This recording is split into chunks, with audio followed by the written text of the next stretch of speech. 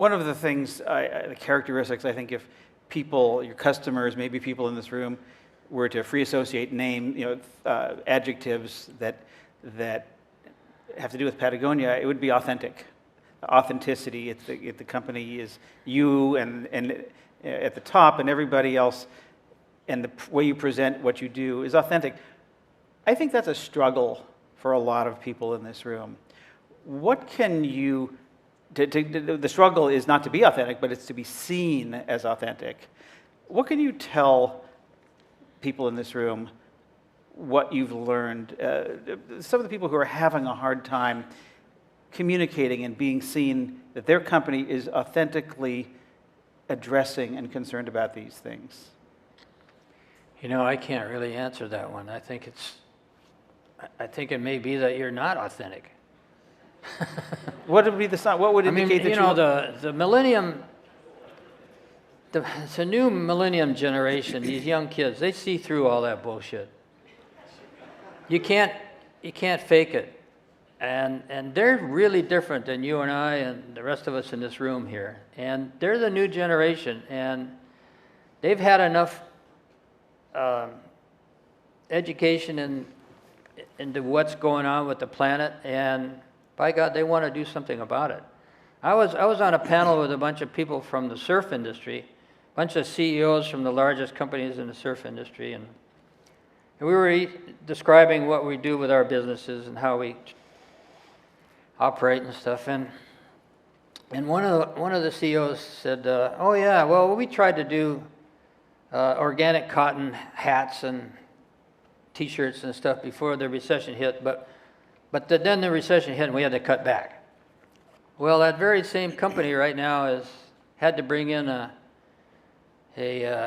gunfighter to chop the heck out of the company because it's going to go belly up. Here's a guy in the surf business who didn't understand what his customer is. These new young people from 13 to 20 years old, they're really different. There's a case to be made that you are compared with another iconoclastic, design-oriented entrepreneur, Steve Jobs.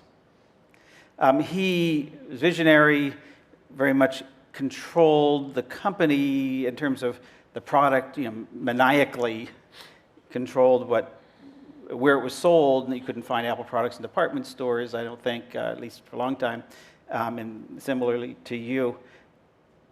Do you feel any connection and kinship between Patagonia and Apple? No, not at all. Like I was saying, there's no connection between you and... Try and open up an iPhone. Try and get it repaired. It's a disposable item. And in fact, there's a little company in San Luis Obispo called iFixit, who's figured out how to fix iPhones, and it's driving Apple crazy. Because they don't want you to fix that iPhone. They want you to buy a new one next year. I can't relate to a company like that. A bunch of millennials and Gen X's and others in this audience and in business and looking at sustainability and many more watching this online. Can you offer something hopeful? Well, I can tell you, it's awfully good business. What does that mean? I think that every time we've made a decision that's right for the planet, it's made us more money, which is, I never wanted to be in business, so I don't care whether I have a large business or not. So I am faced with this growth thing. We could be $1 billion company in very few years, and it's not something I ever wanted or even want. All we're doing is satisfying the natural demand for our goods. We don't hardly advertise. We spend 0.5% of sales on advertising. But I can tell you that the consumer has the last say. And when they start voting with their dollars, they stop being consumers, I think. They start being citizens. And I think civil democracy is the strongest force in America by far. You just look at the newspaper any day and you'll see that any advances we're making as a society is done through civil democracy. It's not done through the government. It's not done through the corporations. It's done through civil democracy. And when we all start acting like citizens, then I think we could turn things around a bit. We've got a question from the audience over here. No? Oh, I'm sorry. I thought I saw a question. Oh, we do. Okay. See, I was prescient there.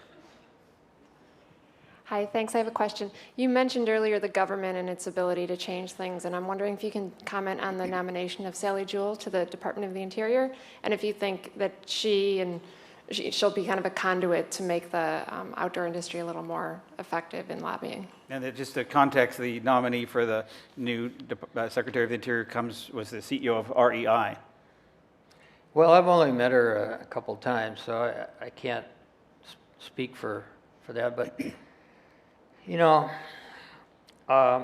we had a great person running NOAA, you know, the National Atmospheric and Oceans. The problem is these people go to work for the government and they're immediately told, don't do anything. Because, you know, the Zen master would say, if you want to change government, change the corporations, because corporations are running the government. Now, if you want to change the corporations, change the consumers. We're the ones. We're the ones that are telling these corporations to make all this junk as cheap and irresponsibly as possible. And if we tell them otherwise, things will change around, and then corporations will have to change, and then government will follow.